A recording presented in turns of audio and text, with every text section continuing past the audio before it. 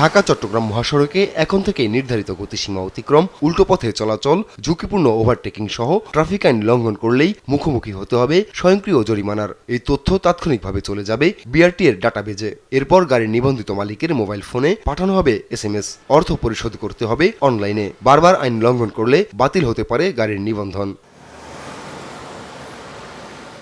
মঙ্গলবার দুপুরে নারায়ণগঞ্জের সোনারগাঁও উপজেলার মেঘনাঘাটে highway police command and control monitoring সেন্টারে আধুনিক AI ক্যামেরা ভিত্তিক অটো ফাইন সিস্টেম উদ্বোধন করেন স্বরাষ্ট্রমন্ত্রী সালাউদ্দিন আহমদ। বলেন, মহাসড়কে সব ধরনের চাঁদাবাজি সিসিটিভি ও AI ক্যামেরায় রেকর্ড হিসেবে জমা হবে, ফলে কমে আসবে অপরাধ। মহাসড়কে যে চাঁদাবাজি হয় সেটা মালিক পক্ষ থেকে হোক, শ্রমিক ফেডারেশনের পক্ষ থেকে হোক বা পুলিশের পক্ষ থেকে হোক, সবকিছু ক্যামেরায় যেহেতু রেকর্ডেড থাকবে, আশা করি এই প্রবণতাটা কমবে।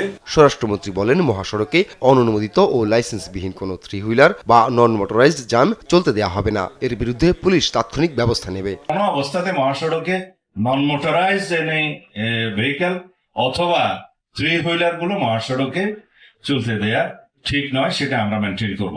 ঢাকা চট্টগ্রাম মহাসড়ক প্রযুক্তি নির্ভর নজরদারির আওতায় আনতে ইতোমধ্যে 490টি AI ক্যামেরা স্থাপন করা হয়েছে। এতে সড়কে আইন মানার প্রবণতা বাড়বে এবং দুর্ঘটনা কমবে বলে আশা সংশ্লিষ্টদের। আমরা মহাসড়কে চাঁদাবাজি বন্ধ। আপন অপু, নিউজ ডেস্ক, দেশ টিভি।